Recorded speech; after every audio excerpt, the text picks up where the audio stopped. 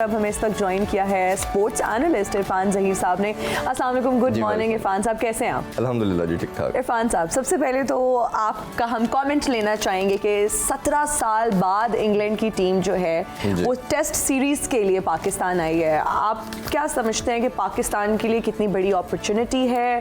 पाकिस्तान की overall performance, team की तैयारी को आप किस तरह से देखते हैं? देखें, सबसे पहले तो बड़ी खुशाइन बात है कि 17 ईयर्स के बाद इंग्लैंड की टीम आई और उसका एक पार्ट T20 सीरीज़ ऑलरेडी खेल चुके हैं जी। और उसमें भी हमने देखा कि पाकिस्तान ने अच्छी क्रिकेट खेली, बिट्स एंड पीसेस में अच्छी खेली, बट ओवरऑल देखा जाए तो अच्छा हमारे लिए था साइन। जब भी क्रिकेट की बात होती है तो टेस्ट क्रिकेट जो है ना वो सबसे इंपॉर्टेंट क्रिकेट माना जाता है, क्योंकि क्रिकेट की असल ब्यूटी ही टेस्ट क्रिकेट है जी। और 2005 में इंग्लैंड की टीम आई थी, इंजमामुल हक तब कैप्टन थे, तो हमने वो टेस्ट सीरीज जीती थी और अभी हम यही एक्सपेक्ट करते हैं कि पाकिस्तान अच्छा परफॉर्म करे, आल्दो के टेस्ट के अंदर हम कोई अच्छा परफॉर्म नहीं कर रहे इन लास्ट 2-3 सीरीज। अगर देखें तो श्रीलंका के अगेंस्ट हमने ड्रॉ खेली, एक सीरीज हुई, फिर इसी तरह उससे पहले ऑस्ट्रेलिया से हम 1-0 से हारे।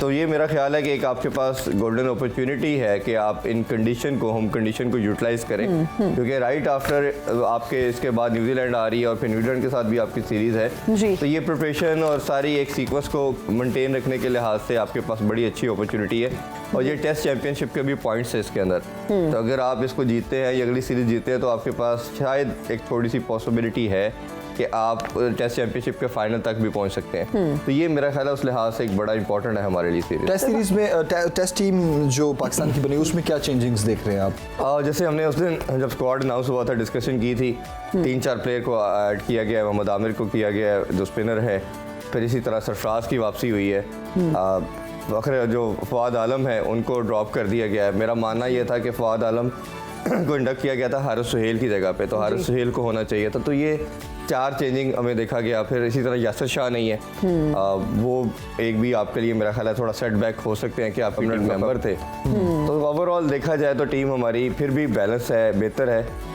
बट ये अभी ग्रेजुअली जब परफॉर्मेंस कप्तान बाबर आजम ही है, कप्तान बाबर आजम, कप्तानी बाबर आजम की है T20 की भी, वनडे की भी और टेस्ट सीरीज की। अभी तक तो तीनों सेरे तो इस पे आप कुछ कमेंट करना चाहेंगे? उनकी कप्तानी को किस तरह से देखते हैं? टेस्ट में फिर भी वो मेरे मानने में वो ठीक है कैप्टन, क्योंकि उनका जो मेथड है कैप्टनसी का वो उनको समहाउ सूट करता है। टेस्ट का फॉर्मेट भी कह लें या ओडीआई में भी किसी हद तक, बट टेस्ट में ज़्यादा सूट करता है। जिस तरह हम मिसबाह उल हक की एग्जांपल कोट करते हैं, तो मिसबाह उल हक को टेस्ट का फॉर्मेट बहुत सूट करता था और वो एक टाइम था कि पाकिस्तान को नंबर 1 रैंकिंग पे भी लेके गए।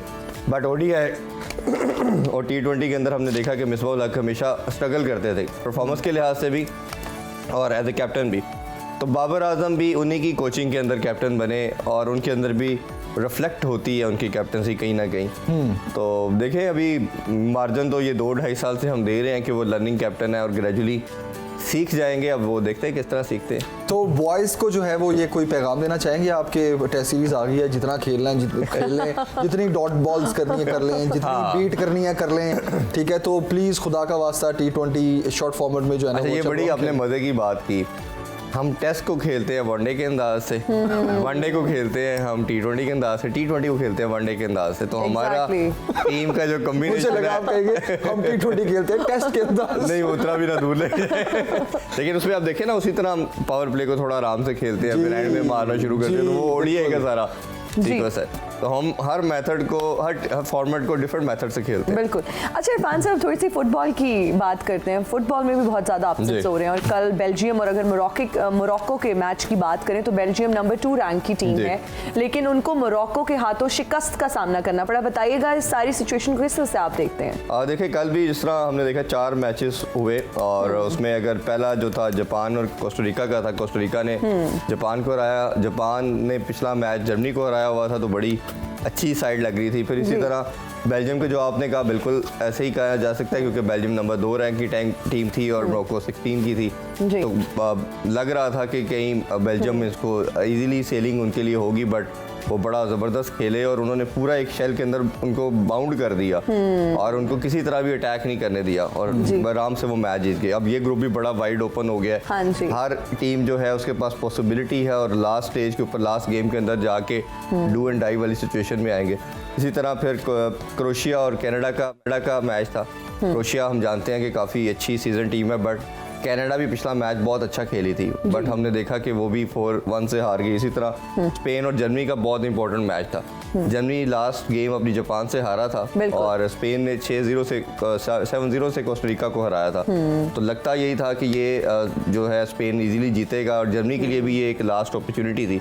डिस्पाइट ऑफ इट कि जर्मनी ने ड्रॉ खेला, बट फिर भी अभी वो एक बिल्कुल एज पे हैं टूर्नामेंट से आउट होने के लिहाज से। डू एंड डाई वाली सिचुएशन, डू एंड डाई से भी शायद बढ़ के, क्योंकि अब नेक्स्ट गेम अगर वो जीते हैं तो शायद फिर एवरेज गोल के ऊपर बात आ जाएगी और दूसरी टीम का ड्रॉ करना या हारना पाकिस्तान टीम वाला उनका भी हाल हुआ है। पाकिस्तान वाला सिलसिला का आ रहा है। तो वो हम कल भी रात की ट्रांसमिशन में यही बात कर रहे थे कि 2-3 टीमें ऐसे हैं बिल्कुल एज पे हैं और उसी फार्मूले पे जिसपे पाकिस्तान चलता है वो भी खेल रही है। चल रही है। अच्छा, अगर T20 वर्ल्ड कप जो हुआ उसको अगर देखा जाए, अभी फीफा वर्ल्ड कप चल रहा है, तो हमने क्रिकेट में भी अपसेट्स देखे और हम फुटबॉल में भी अपसेट्स देख रहे हैं।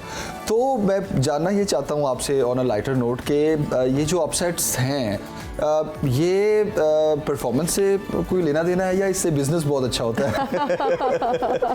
देखिए ऑब्वियसली अब फुटबॉल के अंदर भी अगर आप बात करें तो फुटबॉल भी मेरा ख्याल है T20 से मैं तो नहीं बता सकता, आप खुल के बता दें। T20 से रिलेट कर रही है फुटबॉल भी और काफ़ी ज़्यादा अगर आप देख रहे हैं तो इंटरेस्ट लोगों का बढ़ता चला जा रहा है और जितना बड़ा इवेंट होता है। अब जो दूसरी टीमें होती हैं जो जिसे हम सेकंड टीयर या थर्ड टीयर की टीम कहते हैं, जब वो वर्ल्ड कप में आ जाती हैं तो अब वो भी अपना 100% देने की कोशिश करती हैं। अब ओबियसली जब एक कंपटीशन के अंदर आपके 90 मिनट्स की गेम है और सब जोर लगा रहे हैं तो, और मेरा ख्याल है कि स्पेक्टेटर के लिए बड़ी अच्छी चीज़ है कि जो शायकीन देखने आए हैं या टीवी पे देख रहे हैं उनको इस तरह के क्लोज मैच मिलता है और अपसेट से ये भी होता है कि सारी टीमों का इंटरेस्ट इसमें डेवलप हो जाता है। मतलब अगर ये कहा जाए कि सनसनी ही बिकती है तो गलत नहीं होगा। वो आई बॉल तो आपको पता है फिर वो सियासत में हो, वो ड्रामों में हो, वो फिल्म इंडस्ट्री में हो या वो स्पोर्ट्स में हो, तो बिकती सनसनी है। सनसनी खेज चीजें बहुत बिकती हैं। ट्रू। मेरे जैसे आपने भी थोड़ी फैलाने की कोशिश की।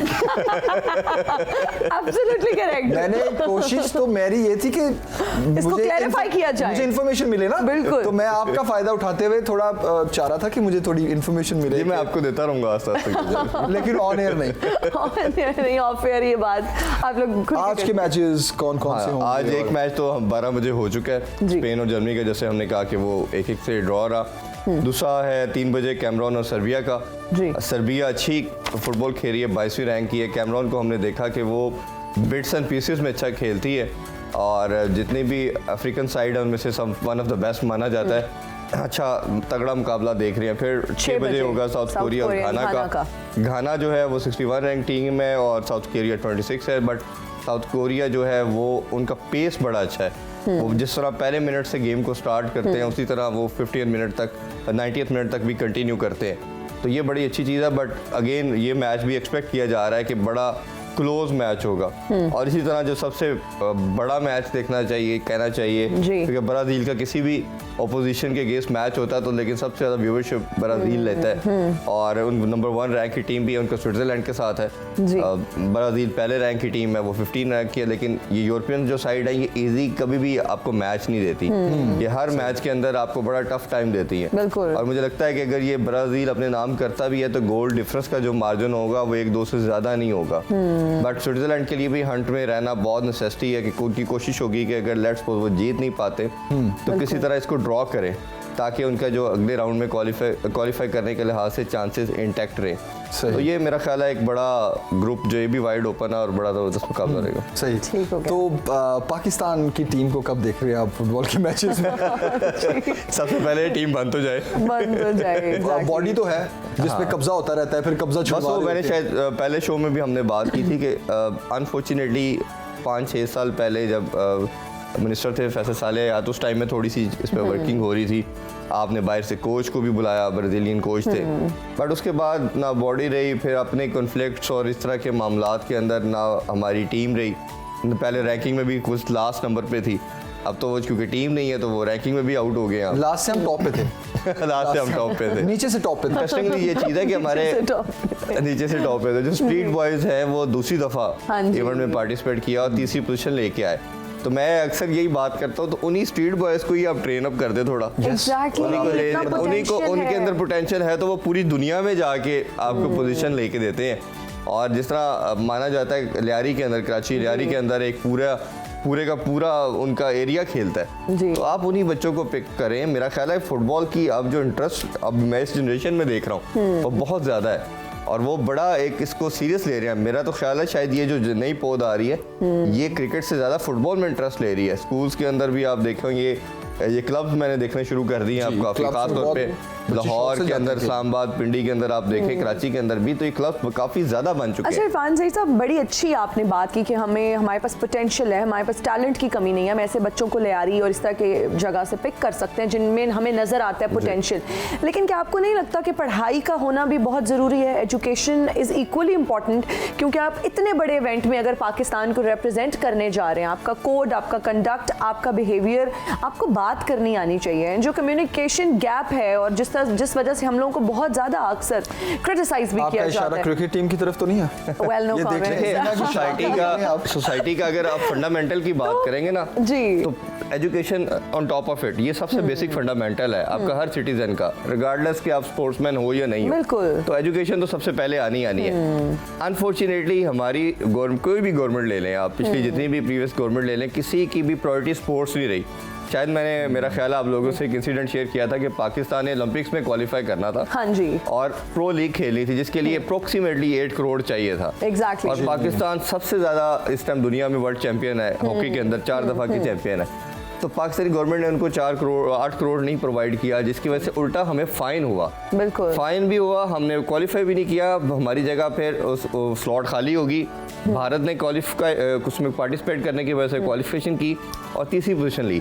अब आप खुद सोचें कि अगर नेशनल स्पोर्ट्स को अगर आप प्रायोरिटीज नहीं दे रहे, अरबों की गाड़ियां नहीं आ सकती हैं। और यकीन करें जब मुझे ये न्यूज़ मिली और मैंने शहबाज सीनियर साहब का इंटरव्यू किया था तब, और जब मुझे पता चला तो मैं कम से कम 2-3 रात सो नहीं सका कि आप एक स्पोर्ट की अगर ये वैल्यू नहीं दे रहे कि उसको 8 करोड़ नहीं दे रहे। ठीक है, उनकी आंखों में मैंने देखा कि कितना वो अपसेट थे। और ये जो 8 करोड़ अमाउंट है, एक गाड़ी स्किप कर दें और 8 करोड़ पूरा हो जाए। अब आप समझ गए ना मैं इशारा किस तरह? एक गाड़ी स्किप कर दें तो आप अपनी नेशनल स्पोर्ट को वैल्यू क्या दे रहे हैं? सही बात है। इरफान सही साहब बहुत शुक्रिया आपका।